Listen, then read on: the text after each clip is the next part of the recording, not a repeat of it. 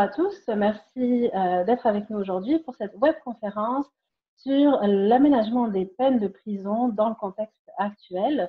Je suis avec Chloé Leclerc, professeure agrégée à l'École de criminologie de l'Université de Montréal, qui est également directrice adjointe du Centre international de criminologie comparée et directrice de la revue Criminologie. Elle va nous parler de l'aménagement des peines et de la situation des prisons au Québec en particulier et au Canada en général. Merci. À vous la parole, professeur Leclerc. Merci pour l'invitation. Je suis contente qu'on prenne le temps de discuter de cette situation-là, des gens qui ont peut-être un petit peu moins de voix actuellement dans la grande discussion des impacts de la pandémie. Donc, c'est ça, je pense que pour mettre un peu le contexte, en fait, il y a beaucoup de pays qui ont constaté, en fait, qu'en dans le milieu carcéral, c'était quand même assez difficile de limiter, en fait, la propagation du virus. Évidemment, toutes les questions de distanciation sociale sont difficiles à respecter vu l'architecture des prisons. Et puis, évidemment, quand une personne est infectée ou doit faire une quarantaine, ben, le choix qui est disponible, en fait, c'est de la mettre en isolement, mais on sait que l'isolement cellulaire a des conséquences assez importantes pour la santé mentale des détenus. Donc, ce qui fait en sorte qu'on se retrouve avec un problème, puis avec ce problème-là du fait qu'il y a beaucoup de personnes en prison, puis que ça augmente le risque de propager la maladie, ben, il y a deux solutions. On peut soit faire sortir les gens qui sont actuellement en prison, ou on peut essayer de faire entrer moins de gens en prison. Donc, je pense que c'est un peu de ça qu'on va discuter aujourd'hui, des solutions qui s'offrent à nous dans ce contexte-là. Très bien. Alors, comment ça va se passer? Je vais poser quelques questions et vous allez pouvoir y répondre. Sentez-vous libre de rebondir sur autre chose. Et puis, si je pense à des petites questions, des sous-questions, peut-être que je vous les poserai par la suite. Okay? Avec grand plaisir. Alors, ma première question, ce serait, en fait, dans le contexte actuel, nous avons vu beaucoup de nations, depuis le début de la crise, décider de prendre des mesures donc, concernant les prisons et le problème de la propagation du virus dans les pénitenciers. Quels sont, selon vous, les différents types d'aménagement des peines envisageables dans un contexte de peine d'emprisonnement ferme? Oui, ben, la grande question, en fait, c'est de se demander, tu sais, là, il y a plusieurs personnes, il y a plusieurs détenus, on veut libérer des prisons. Donc, la première question qu'on doit se poser, c'est qui on veut finalement libérer. Il y a deux types de personnes qu'on veut prioriser dans la libération. C'est ceux qui présentent peu de risques de récidive, donc qui n'ont pas nécessairement besoin d'être en prison actuellement. Et puis aussi ceux qui sont à risque de développer la maladie, de développer des complications si ils attrapent la COVID. Donc, on sait que les détenus, ils sont souvent en moins bonne santé que la population générale. On sait aussi que la population carcérale est de plus en plus vieillissante. Donc, on se retrouve avec finalement une population assez vulnérable où il y a beaucoup de gens qui ont certaines vulnérabilités ou en tout cas certains risques de complications. Donc, je pense que la question qu'il faut se poser, c'est pas nécessairement de sortir tous ces gens-là qui présentent des complications, mais c'est peut-être d'accepter ou en tout cas d'être conscient qu'on peut peut-être sortir certaines de ces personnes-là qu'on n'aurait peut-être pas sorties normalement parce qu'ils présentent un risque peut-être plus élevé que ce qu'on est habitué d'assumer, mais qui, avec un encadrement ou avec une certaine structure, peuvent être libérés sans que ça présente de risque pour la société. Donc, vous demandez un peu quelles sont les possibilités, en fait, de libération. Les possibilités dépendent évidemment du type de détenu où la personne est incarcérée. Il y a des différences assez importantes selon si c'est une incarcération provinciale, donc pour des peines de 2 ans ou moins, ou une incarcération plutôt fédérale pour des peines de 2 ans et plus. Évidemment, il y a des nuances selon le lieu de l'incarcération, mais je vais parler surtout je vais vous parler un peu de ce qui se passe au provincial parce que je pense que c'est là où finalement les possibilités d'agir sont les plus importantes. Il y a beaucoup de roulements. En fait, au provincial, c'est des courtes peines. Comme je le disais, c'est des peines de 2 ans moins un jour. Donc, c'est des courtes peines. Donc, il y a beaucoup de gens qui entrent et qui sortent de ces prisons-là. Donc, ça fait que la propagation du virus est quand même plus possible dans ces milieux-là. 50% des gens qui sont incarcérés au provincial purgent une peine de moins de 2 mois de prison. Donc, ça donne une idée un peu des portes tournantes qu'il y a dans ces prisons-là. Et puis, ça donne aussi une idée que finalement, les gens qui sont incarcérés au provincial présentent clairement moins de risques, sont souvent pas incarcérés pour des délits qu'on peut considérer très graves ou violents. Donc, la possibilité de libérer ces gens-là, en fait, risque de créer moins d'émoi que si on parle de libérer, par exemple, quelqu'un au fédéral qui a commis quelque chose d'un peu plus grave. Donc, pour ce qui est des courtes peines au provincial, donc des gens qui sont incarcérés pour les peines de moins de 6 mois, il n'y a pas de mesures, en fait, ils ne sont pas admissibles aux mesures de libération conditionnelle qu'on a l'habitude d'entendre. Tout ce qui est octroyé par la Commission québécoise des libérations conditionnelles, tout ça, c'est pour les détenus qui ont une peine de 6 mois et plus. Donc, pour les détenus qui sont admissibles qui sont condamnés pour moins de 6 mois, dans le fond, il y a 2 mesures qui peuvent être utilisées dans le contexte, ou en tout cas qui sont plus utiles dans le contexte actuel de la pandémie. La première de ces mesures-là, c'est la permission de sortie pour des fins médicales. Donc, ça permet normalement à un détenu de quitter, normalement, c'est temporairement l'établissement pour recevoir des soins. Donc, c'est une permission qui peut être donnée en tout temps et puis c'est donné par le directeur de l'établissement. Donc, ça ne passe pas par la Commission québécoise des libérations conditionnelles, donc une entité indépendante, mais c'est vraiment le directeur de l'établissement qui peut prendre cette décision-là sous recommandation d'un médecin. Donc, en mars dernier, il y a eu, je ne sais pas si vous étiez au courant, mais il y a eu un arrêté ministériel où on a permis ce type de libération conditionnelle-là, ce type de permission de sortie-là, mais dans certains contextes. Donc, c'était si la personne a 65 ans ou plus, si elle est enceinte ou si elle présente certains risques de complications pour la COVID ou si, dans le fond, il lui reste moins de 30 jours à purger. Donc, c'est une mesure, tu sais, quand on a annoncé ça, c'est une mesure qui, a priori, en fait, peut servir à finalement libérer quand même pas mal de gens qui, finalement, présentent des risques de contracter la COVID, mais ne présentent pas nécessairement de risques pour la société. Donc, ce qu'on voit, par exemple, quand on suit cet arrêté ministériel-là, c'est qu'il y a quand même un certain nombre de conditions qui rendent impossible cette mesure-là. Donc, parmi ces conditions-là, il y a le fait, entre autres, que la personne ait déjà eu une révocation dans le cas d'une mesure de surveillance dans le passé. Donc, si par exemple, elle a déjà été en libération conditionnelle, elle a eu un échec de libération conditionnelle, elle n'est pas admissible à cette permission de sortie-là. Même chose aussi pour ceux qui auraient commis certains types de manquements disciplinaires en prison. Là aussi, ça limite, en fait, l'imposition de cette mesure-là. Donc, ce qui fait que même si cette mesure-là est intéressante, puis c'est une belle mesure, on peut se demander à quel point, en réalité, elle va être utilisée, puis elle s'applique à un grand nombre de détenus, parce qu'en fait, justement, les manquements disciplinaires et les échecs de surveillance dans le passé, c'est quand même une réalité qui est commune pour une grande partie de la population correctionnelle. Donc, c'est à voir, en fait, à quel point cette permission-là va avoir été octroyée dans les derniers mois, va avoir été utilisée. En général, là, sans pandémie, ces mesures-là de permission de sortie sont quand même assez rares. Là, c'est moins de 10 des détenus qui vont avoir bénéficié de ce type de permission-là. À voir si avec la pandémie, on va avoir augmenté ce nombre-là, mais pour le moment, on ne sait pas. Sinon, cette mesure-là, c'est aussi ce qui a permis, en fait, c'est la mesure qui est utilisée pour ceux qui purgent une peine de prison discontinue, donc ce qu'on appelle les peines de prison la fin de semaine. Donc, c'est une mesure qui a beaucoup augmenté en popularité ces dernières années.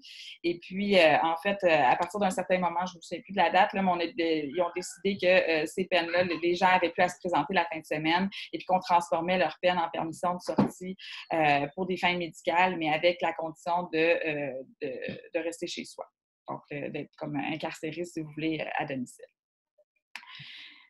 Donc, c'est ça. C'est aussi cette mesure-là, c'est la seule mesure qui s'applique aux prévenus, donc aux gens qui ne sont pas condamnés à une peine, mais qui sont là, qui sont incarcérés au provincial en attente de procédure judiciaire. Donc, je ne sais pas à quel point ça a été mobilisé par les prévenus pour sortir, mais c'est une possibilité, en fait, qui existe. Dans les faits, comment elle est utilisée, ça, on ne sait pas encore. Sinon, l'autre mesure, en fait, qui s'applique à ces gens-là qui, en fait, ne sont pas admissibles aux mesures de libération conditionnelle, c'est la permission de sortie, mais pour des fins de réinsertion. Donc, en général, les détenus au provincial, donc ceux qui sont pour une peine de moins de 6 mois, vont y être admissibles à partir du 6e de la peine. Mais on va surtout l'utiliser pour des gens qui vont sortir, mais finir leur peine soit dans une maison de transition ou dans une maison de thérapie quelconque. Donc, c'est une mesure encore là aussi qui a du potentiel parce qu'on peut transformer finalement la peine de prison qui va être purgée ailleurs, finalement dans une ressource qui va pouvoir assurer de l'aide, une certaine surveillance, un accompagnement, tout ça. Mais encore là, c'est que la mesure dépend un peu de la disponibilité des ressources. Il y a beaucoup de ressources de maisons de transition, tout ça, qui ont dû réaménager aussi leur accueil, qui ont dû limiter le nombre de personnes qu'ils pouvaient accueillir dans leurs espaces à cause justement des questions de la distanciation sociale. Donc, c'est à voir en fait si cette mesure-là peut être, s'il y a des ressources pour recevoir les gens. Et puis, justement, on va l'utiliser pour ce qu'elle pourrait être. Donc, ça, c'est les mesures pour les gens, dans le fond, qui ne sont pas admissibles à la libération conditionnelle. Sinon, il y a deux mesures, en fait, pour les gens qui ont une peine de 6 mois et plus. Donc, ça, c'est un système un peu différent parce que, comme je le disais tout à l'heure, c'est des décisions qui sont prises par la Commission québécoise des libérations conditionnelles. Et puis, bon, elle va prendre cette décision selon des critères qui sont dans la loi. Là. Donc, il va y avoir une évaluation détaillée du dossier, une audience, etc., pour déterminer si la demande est acceptée ou non. Donc, tous les détenus qui ont une peine de 6 mois et plus sont admissibles à partir du 6e de leur peine à ce qu'on appelle une permission de sortir préparatoire à la libération conditionnelle. Donc, sinon, au tiers de la peine, la personne va être convoquée automatiquement à une audience pour sa libération conditionnelle. Donc, la permission de sortie, c'est vraiment une mesure qui sert à préparer la libération conditionnelle. Et puis, la libération conditionnelle, comme je le disais, c'est comme une mesure qui est automatique. Donc, techniquement, la personne, au tiers de sa peine, va aller en audience pour faire sa demande. Par contre, ce qu'on sait avec les statistiques, c'est qu'il y a à peu près presque un détenu sur 2 qui va renoncer à cette audience-là et qui va décider, en fait, de ne pas présenter finalement de demande de libération conditionnelle. Donc, c'est ça. Ce qu'on peut comprendre de ça, c'est que même si on veut sortir plus de monde, c'est pas convaincu que tout le monde va vouloir sortir. Puis, c'est ça. Je peux peut-être dire quelques mots là-dessus. Je fais un projet actuellement avec d'autres collègues et puis certains partenaires pour essayer de comprendre justement ce phénomène-là de renonciation au provincial. Donc, c'est un projet qui est fait en partenariat avec les services correctionnels du Québec, la Commission aussi québécoise des libérations conditionnelles, l'Association des services de réhabilitation sociale du Québec qui, eux, gèrent un peu toute la réinsertion après une peine de prison notamment, et puis le protecteur du citoyen. Donc, ce qu'on voit dans le projet, c'est qu'il y a plein de raisons pour lesquelles les gens vont renoncer. Mais il y a quand même certaines choses, je pense, qui peuvent être intéressantes pour comprendre ce qu'on peut faire dans le contexte actuel. Donc, c'est ça. Ce qu'on voit, en fait, c'est que les dates pour demander, par exemple, une permission de sortie ou même une libération conditionnelle arrivent vite pour des gens qui sont condamnés à des courtes peines. Si, par exemple, on est condamné à 6 mois, bien, le 6e de la peine, il arrive quand même après 1 mois. Donc, ça arrive assez vite. Puis, pour ce genre de demande-là, bien, il faut quand même préparer un dossier. Il faut avoir été évalué par les services correctionnels, avoir un plan, montrer qu'on a cheminé en prison, montrer qu'on a un plan pour la sortie, qu'on est organisé, tout ça. Donc, pour certains, la date arrive très vite, puis c'est difficile pour eux de préparer la demande en si peu de temps. D'autres aussi, une autre raison qui explique les forts taux de renonciation, c'est qu'il y en a beaucoup qui estiment que l'évaluation des risques qu'on fait d'eux-mêmes et puis la recommandation, par exemple, de leur agent de ne pas les recommander pour une libération conditionnelle fait en sorte que ça ne sert à rien de se présenter en audience, ils sont convaincus qu'ils ne l'auront pas. Donc, ça aussi, ça explique une partie des renonciations. Mais sinon, quelque chose qui est vraiment important et qui est en filigrane de la plupart des entrevues qu'on a fait avec les gens qui avaient renoncé, des détenus qui avaient renoncé, c'est que la plupart trouvent que les conditions, en fait, de la libération conditionnelle sont vraiment exigeantes, que les conditions qu'on demande, en fait, ne sont pas nécessairement là pour les aider et les accompagner à se réinsérer, mais sont surtout là pour les faire échouer leur libération conditionnelle. Donc, beaucoup vont estimer que c'est impossible pour eux de compléter la libération conditionnelle dans son ensemble sans enfreindre une condition. Donc, ils préfèrent justement rester en prison où ils n'ont pas nécessairement de conditions à suivre, quitte à ce que ce soit pour une durée un petit peu plus longue, mais au moins, quand ils sortent, ils sont libres et ils n'ont pas de conditions qui ont peur de ne pas être capables de respecter. Il faut savoir, c'est ça, il y a comme une certaine partie des conditions que même nous, en fait, en tant que citoyens ordinaires, on aurait probablement de la difficulté à respecter aussi. Là, il n'y a pas contacté, ne pas, pas communiquer avec certains proches qui ont des antécédents. Bon, peut-être pour nous qui n'avons pas des proches avec des antécédents ou qui en avons moins, c'est moins un problème. Mais pour quelqu'un dont c'est le réseau, c'est pas mal le réseau complet, ça peut être assez difficile. Pas fréquenter un débit de boisson, arriver à l'heure à tous ces rendez-vous. Pour les gens qui ont un style de vie un peu moins conventionnel, juste maintenir un emploi, pas consommer, c'est des conditions qui sont très exigeantes. Puis, se connaissant, ils savent qu'ils ne sont pas capables de les respecter.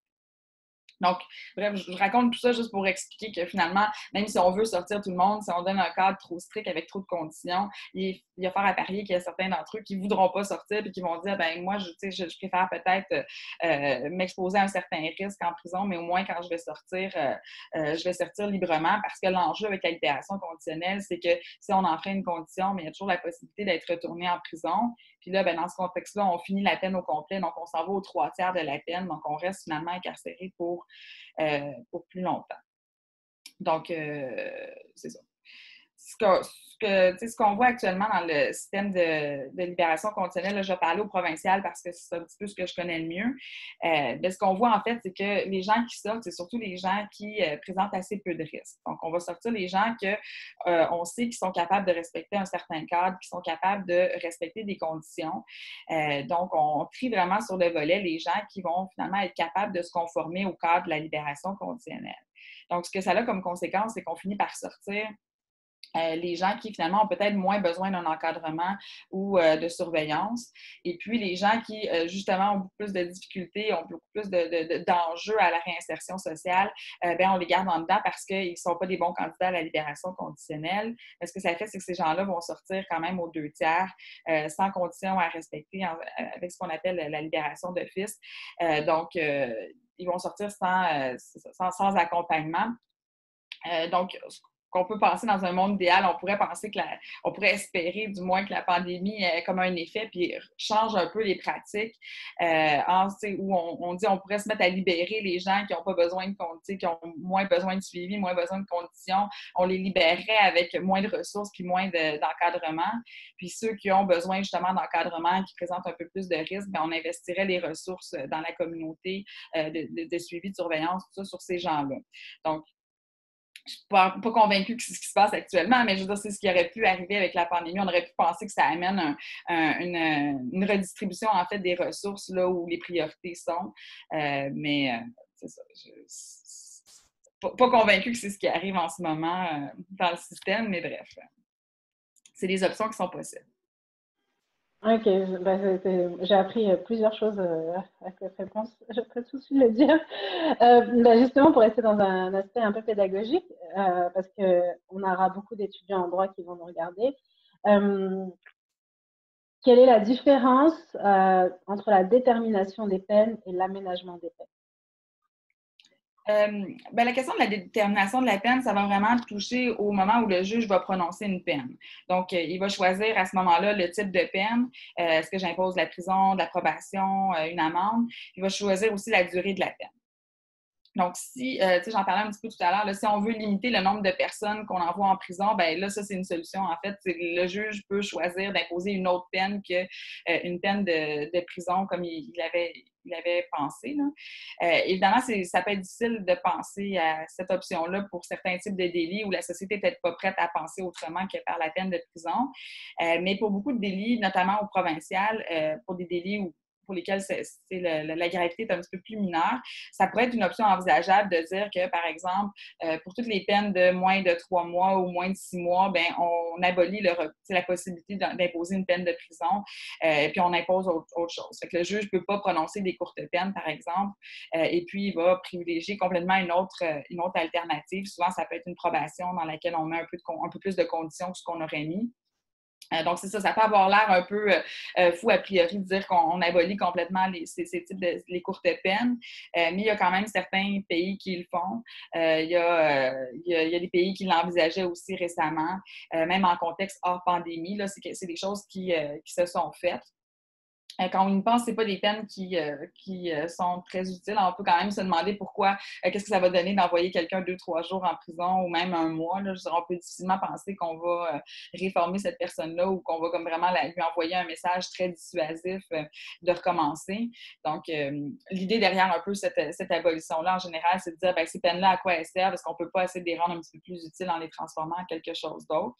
Donc, je pense que dans le contexte actuel, tu sais, on peut réfléchir à cette option-là en se demandant qu'est-ce qui présente plus de risques finalement. Est-ce que c'est d'envoyer ces gens-là en prison pour 2-3 jours puis risquer une propagation, puis c'est des questions de santé publique, ou est-ce que c'est de finalement accepter un peu le risque que ces gens-là représentent, ou le fait que, par exemple, souvent, les courtes peines, c'est pour punir des gens finalement qui sont pas capables de respecter des conditions, donc qui ont par exemple consommé alors qu'il y avait un interdit de consommer ou qui se sont pas présentés à l'heure à un rendez-vous ou ont oublié de se présenter. Bref, on peut se demander qu'est-ce qui représente le plus de risques dans cette situation-là.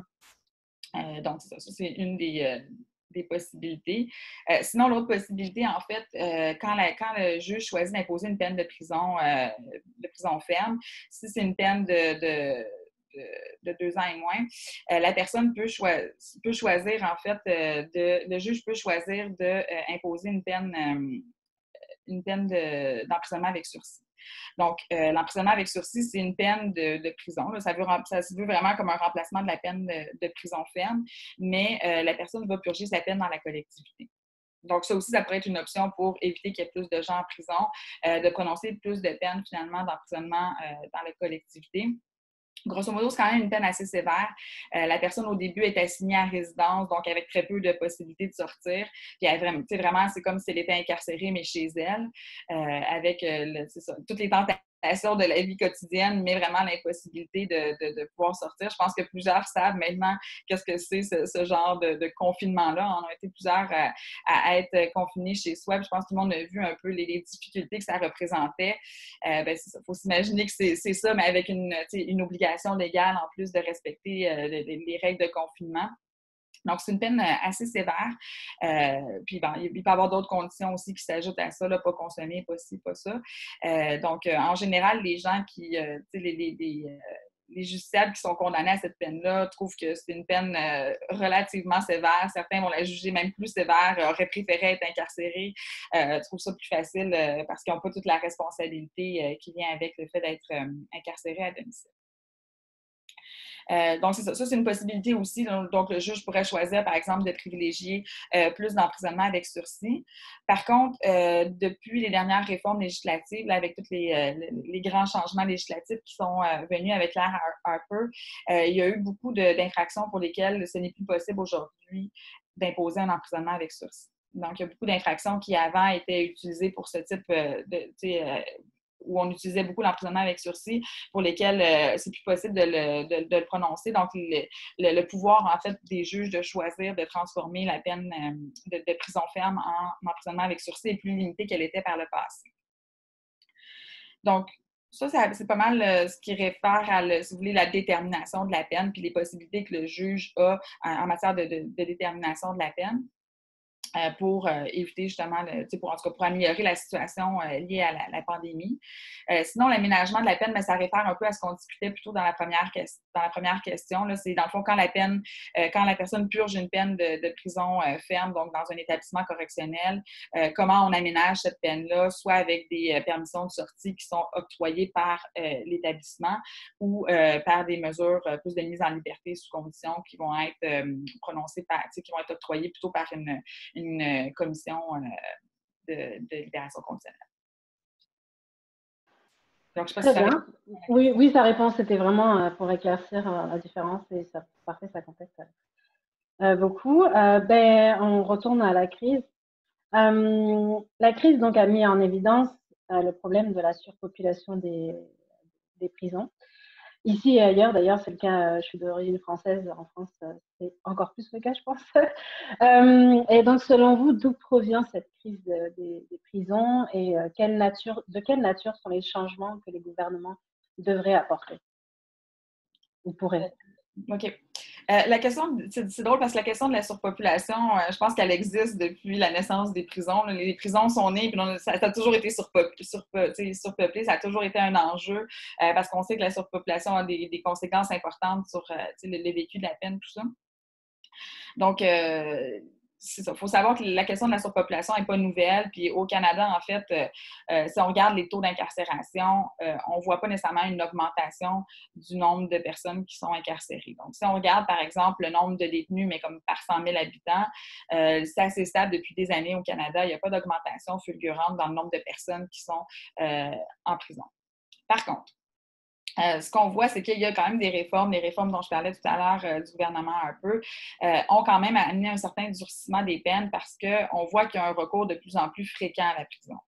Donc, en gros, si le taux d'incarcération, je ne vais pas rentrer dans les statistiques et les détails trop techniques, mais si le taux d'incarcération n'a pas augmenté au Canada, c'est en grande partie parce que le taux de condamnation, le nombre de condamnations a diminué. Donc, ce qu'on regarde, par exemple, c'est ce qu'on voit, c'est que oui, il y a autant de personnes en prison. Par contre, il y a de plus en plus de personnes qui, quand ils sont condamnés, vont être envoyées en prison. Donc, il y a quand même une augmentation dans le recours à la prison, mais comme il y a de moins en moins de gens qui sont condamnés à une peine, bien, ça fait que la situation reste plutôt stable au Canada. Donc, actuellement, il n'y a pas une crise particulière de la surpopulation, mais c'est une situation qui est assez typique, en fait, des prisons où il y a toujours beaucoup de monde. Et puis, c'est des vagues où on constate qu'il y a des moments où il y a vraiment beaucoup trop de gens en prison. Puis, c'est ça, c'est un des impacts aussi de la réforme Harper, en fait. La réforme forçait les juges dans certaines circonstances, là, avec des peines minimales obligatoires, mais aussi avec les interdictions d'imposer un emprisonnement avec sursis. Ça force finalement les juges à imposer des peines de prison. Alors, pour des candidats pour lesquels ils n'auraient pas nécessairement voulu imposer une peine de prison parce que, par exemple, la personne a un emploi, une vie stable, donc l'incarcération va venir chambouler tout ça, puis ça risque plus de la mettre comme à risque finalement. Donc, comment les juges se sont adaptés, c'est qu'ils se sont mis à prononcer des peines discontinues, donc c'est les peines intermittentes ou de fin de semaine. Donc, ce que ça fait, c'est quand la personne a, je pense, c'est 90 jours ou moins à purger, elle peut aller purger sa peine, mais uniquement à la fin de semaine. Ça lui permet de conserver son travail, ses liens sociaux, tout ça. Mais évidemment, qu'est-ce que ça fait? Ça fait qu'il y a beaucoup de monde la fin de semaine. Donc, ça crée les problèmes de surpopulation qu'on a actuellement, c'est surtout lié à ça. Ces dernières années, c'est qu'on se rendait, la fin de semaine, il y avait des gymnases au complet qui sont dédiés à essayer d'accueillir cette clientèle-là qui vient comme, comme on a punché leur temps. Là. Donc, ça, c'est un enjeu, je pense, qui est assez particulier où, bon, oui, c'est sûr que ça crée une pression sur le système. Donc, c'est ça. Sinon, l'autre chose qui met aussi une pression sur le système et qui va causer de la surpopulation, c'est en fait l'augmentation de la détention provisoire. On voit en fait, dans le fond, c'est ça dans nos prisons au Québec, puis c'est vrai au Canada aussi, là, mais dans les prisons provinciales, ce qu'on se rend compte, c'est que la proportion, en fait, de gens qui ne sont pas condamnés, mais qui sont en attente de leur procédure judiciaire est de plus en plus importante. Fait que, je pense qu'en moyenne, c'est la moitié de la population correctionnelle qui est des prévenus, finalement, des gens qui n'ont pas été condamnés, mais qu'on n'a pas voulu libérer pendant les procédures. Souvent pas parce qu'elles représentaient un risque super important, mais juste parce qu'on les trouve pas fiables, puis on a peur de les libérer, puis qu'ils les perdent dans l'espace. Donc, par exemple, ils n'ont pas su respecter des conditions dans le passé. Fait que là, on ne veut pas les mettre dans des mises en liberté sous conditions. Donc, on les garde dans les prisons. Donc, c'est sûr que ça crée quand même un impact, ça crée une surpopulation, parce que c'est sûr que si on avait beaucoup moins de gens en détention provisoire, les prisons seraient beaucoup moins pleines. Puis, dans le fond, on a vu, comme je le disais tout à l'heure, il y a une stabilité dans le nombre de personnes incarcérées, mais ce qu'on voit, c'est qu'il y a de moins en moins de personnes condamnées, de plus en plus de personnes qui sont en attente des procédures. Fait que ça, c'est sûr que dans une optique de diminuer la surpopulation carcérale, ça, c'est sûr que c'est un enjeu auquel on devrait impérativement s'intéresser. Là. Fait que, c'est ça. Je pense qu'il y a la question de limiter le recours à la détention avant jugement. limiter aussi le recours à la prison, je pense, pour des courtes peines. On l'a vu au provincial, c'est surtout des courtes peines qui, dans le fond, qui sont responsables des admissions en prison. Donc, tout ce qui touche à, il y a beaucoup de ces peines-là, en fait, c'est des infractions liées à l'administration de la justice qui mobilisent beaucoup du temps des tribunaux, beaucoup des ressources des tribunaux. Fait que c'est peut-être le temps qu'on pense autrement ces infractions-là, puis qu'on se demande comment on peut y répondre autrement qu'en envoyant les gens en prison pour une petite durée. Puis bon, c'est sûr que je pense que même la question de l'emprisonnement avec sursis, on en a parlé un petit peu, là, mais si on donnait un contexte, si on mettait plus en valeur cette peine-là, c'est une peine qui est très peu utilisée dans le système de justice, là, mais c'est une peine qui pourrait gagner en popularité si elle était bien utilisée, si on mise plus sur l'aide qu'on peut apporter, puis peut-être un petit peu moins tout le contrôle puis la surveillance. Je pense que c'est une peine qui a aussi de l'avenir pour désengorger nos prisons. Justement, on en a parlé quand même pas mal beaucoup, mais je vais la poser quand même, et ça fait un peu une conclusion globale de tout ça. Pensez-vous que la justice canadienne et donc québécoise aussi évolue finalement vers une tendance plus punitive et plus restrictive finalement? C'est une très bonne question. J'ai un projet de recherche justement sur cette question-là. Puis c'est une question qui n'est pas facile à répondre parce que on peut l'analyser ou en tout cas la regarder sous plusieurs aspects. Ce qu'on se rend compte, ce qui est comme non contestable, en fait, c'est que dans les dernières années, il y a eu quand même un changement vers plus de punitions. Si on regarde les discours ou les lois qui ont été mises en place, si on regarde surtout là, tout le discours puis les modifications législatives qui ont été faites sous l'ère du gouvernement Harper, donc comme 2006 surtout à 2012, là, ça a été très intense en termes d'activités législatives. Toutes les activités, tous les changements de loi s'en allaient vers plus de punitions. Donc, c'est sûr que aussi, même dans le discours, dans la manière dont on parle des justiciables, des détenus, tout ça, il y a clairement un certain durcissement dans le ton. Ça, c'est sûr. Oui, il y a eu Trudeau qui est arrivé avec un discours quand même un peu différent, avec une idée d'un discours plus ouvert. Il a quand même légalisé la marijuana, mais ça reste que, à part ce changement-là, il n'y a pas eu vraiment de retour en arrière, avec des politiques plus ouvertes ou plus axées vers la modération. Par contre, là où c'est plus difficile de savoir s'il y a des transformations, c'est dans les pratiques. Parce qu'on se rend compte que beaucoup des modifications législatives qui ont été proposées par le gouvernement ont été déclarées inconstitutionnelles, donc ne sont plus applicables aujourd'hui. Si on pense par exemple à l'aspect obligatoire de la suramende ou même certaines peines minimales obligatoires, il y a des contestations dans les tribunaux qui font en sorte que les dispositions ne sont plus utilisables par la suite. Il y a d'autres dispositions aussi qui n'ont pas nécessairement été déclarées inconstitutionnelles, mais dont la portée a été beaucoup limitée par les tribunaux. Donc, la jurisprudence a comme s'est prononcée pour essayer de limiter le plus possible les impacts. Si on pense, par exemple, à la loi qui voulait en fait que la détention provisoire compte en temps simple.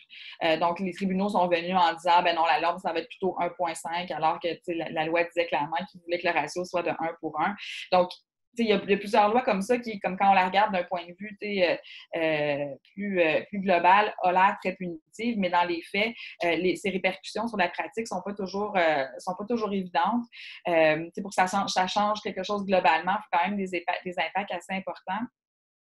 Il y a beaucoup de réformes aussi qui touchent des situations plutôt anecdotiques ou rares. Si on pense par exemple à la possibilité d'additionner les périodes d'inadmissibilité à la libération conditionnelle dans les cas de meurtre multiple.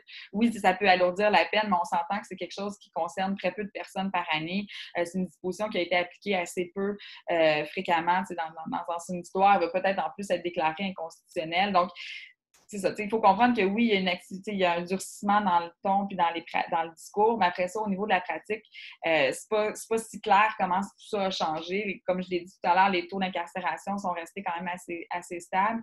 Puis c'est ça, il y a comme toujours la possibilité que les tribunaux s'ajustent aussi parce que, tu sais, il y a un principe de base qui veut que l'acteur judiciaire n'est pas prêt à endosser une décision qu'il va trouver injuste. Il va essayer de s'adapter, il va essayer de faire preuve d'imagination pour être capable pour éviter d'imposer une peine qu'il trouve trop sévère, qu'il trouve injuste. On voit qu'il y a quand même ce type d'adaptation-là aussi dans le système, mais c'est ça. Si on regarde plus comme, puis c'est un peu l'objectif du projet aussi, c'est d'aller voir un peu comment les pratiques ou le discours des gens sur le terrain changeait aussi, parce que il y a toujours la possibilité que quand on a un esprit général, ça vient teinter les pratiques, puis à long terme, ça vient changer un peu la manière dont les gens conceptualisent leur travail ou leurs pratiques, mais c'est ça, c'est difficile à résumer, mais en gros, on est dans une ère où on vise beaucoup la responsabilisation du détenu. Donc,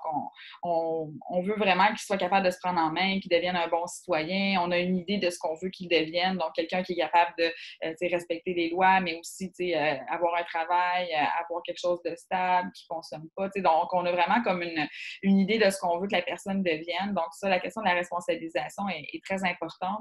La question de la rétribution aussi, l'idée que la personne doit être punie pour ce qu'elle a commis, ça reste quand même très présent dans nos discours. Fait que c'est sûr que ça vient teinter aussi les pratiques. Puis c'est sûr qu'on n'est plus nécessairement dans une ère où on conceptualise. Il y a certainement des acteurs judiciaires qui continuent de le voir comme ça, mais en général, l'idée que le justiciable est victime de ses circonstances, qu'il faut l'accompagner, lui donner des opportunités légales, tout ça, on est un peu dans un autre modèle aujourd'hui quand même. Ça, c'est ça. Donc, j'ai pas de réponse claire finalement, mais c'est quelques pistes de réflexion. Ouais, non, mais c'est difficile c'est un sujet de thèse en soi. On va faire un bilan de tout ce qu'on a dit, parce que c'est vraiment intéressant. On pourrait parler très longtemps. Moi, sur le cas des prisons, je pourrais parler très, très, très longtemps. Je trouve ça assez fascinant parce que justement, je me demandais au sujet de cette conception de responsabiliser les détenus versus les réprimander. Des fois, c'est paradoxal, je trouve. Si on veut concevoir qu'ils deviennent des bons citoyens, peut-être que les punir sévèrement va aller à l'encontre de cette idée. D'ailleurs, en France, il y a beaucoup de rapports qui disent que les gens sortent de prison souvent plus violents, plus criminels, je ne sais pas trop comment on pourrait appeler ça, là, mais que quand ils sont rentrés.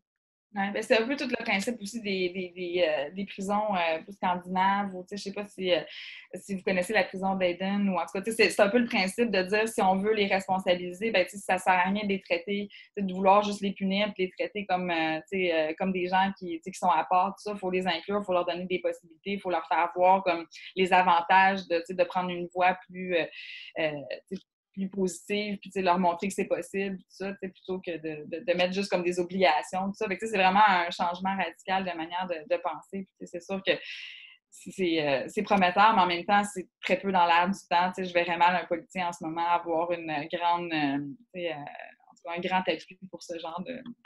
Ouais, j'imagine que l'opinion publique a aussi un rôle à jouer dans tout ça. Ouais. Pour faire un bilan, donc finalement, quel est le bilan qu'on peut faire au sortir de la crise? On n'est pas encore sorti, mais le bilan de la crise concernant les prisons canadiennes et québécoises et finalement des peines en général. Je pense que ma réponse va être un peu plate, mais je pense que la plus grande conclusion qu'on peut faire, c'est que c'est difficile de faire un bilan actuellement parce qu'on dispose de très peu de données accessibles sur ce qui se passe dans notre système de justice. Je pense que c'est une des grandes lacunes, en fait, de notre système actuel, c'est qu'on dispose assez peu de données fiables pour savoir qu'est-ce qui se passe réellement au quotidien puis en temps réel. On n'a comme pas de données pour savoir ça. Je pense que la crise des délais judiciaires là, avec l'arrêt Jordan avait révélé justement cette absence de données-là, puis le fait qu'on ne sache pas vraiment ce qui se passe, qu'on n'était pas capable de documenter, en fait, où étaient les problèmes et comment on pouvait y répondre. Mais je pense que la pandémie va arriver un peu à la même conclusion. Ça va nous forcer aussi à prendre conscience que si on veut être à même de savoir les effets que ça a eu sur nos tribunaux, sur nos prisons, ben, il faut avoir des données fiables pour le savoir. Et puis, il faut aussi les partager avec les chercheurs qui, eux, ont le temps. Bon, le temps est relatif, mais sinon, on les ressources ou l'expertise, ou surtout peut-être des fois la distance pour pouvoir les analyser. Donc, je pense qu'on a quand même certaines données sur les prisons. C'est des choses qui peuvent se faire, là, de savoir, par exemple, qui est libéré, tout ça.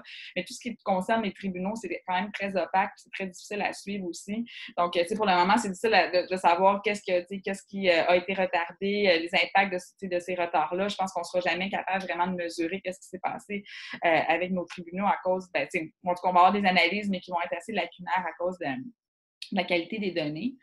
Mais en tout cas, ça fait que pour le moment, j'ai pas de bilan à faire parce que j'ai pas eu accès encore à des données pour savoir vraiment comment la question était traitée. Là, c'est quelque chose qu'on va faire dans les prochaines semaines, mais actuellement, on n'a pas la réponse. Mais je suis quand même curieuse de voir l'impact que ça va avoir eu, que tout ça va avoir eu, parce que pendant quand même plusieurs mois, on a mis les tribunaux un peu en pause, puis on s'est mis à traiter vraiment juste ce qui était considéré comme prioritaire. Fait qu'on a abandonné, en tout cas, on a mis sur pause tout ce qui était moins prioritaire, les délits mineurs, les infractions contre l'administration de la justice, tout ça, c'est pas géré, c'est pas puni. Donc, je ne sais pas si on va être capable de voir les effets que ça aura eu. Est-ce que notre société va se porter plus mal parce qu'on n'a pas porté attention à ces situations-là?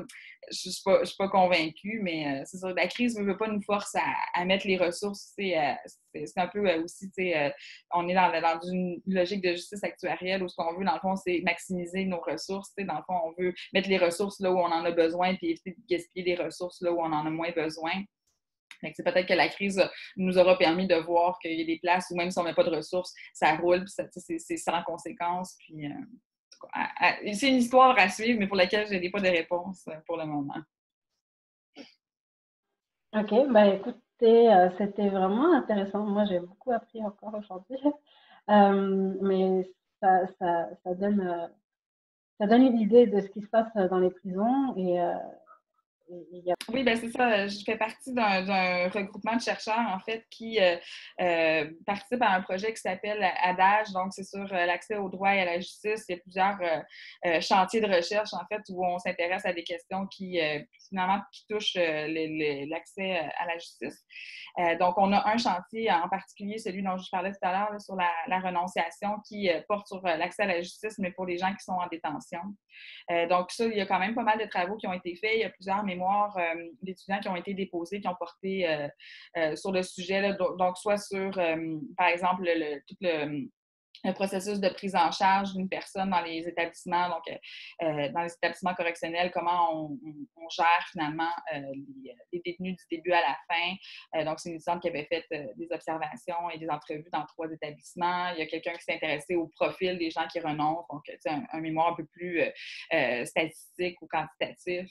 D'autres qui se sont intéressés plus par le biais des entrevues, soit aux raisons pour lesquelles on renonce, donc des entrevues avec des détenus ou qui s'intéressent plus au travail de la commission, donc des mémoires aussi qui sont à venir. Donc, c'est un projet pour lequel il y a eu des collègues déjà dans le passé, puis il y en a qui sont encore en cours, des mémoires qui sont encore en cours aussi. Donc, c'est ça. Sinon, dans ce projet-là aussi, il y a un volet sur les coûts financiers et humains du système de justice.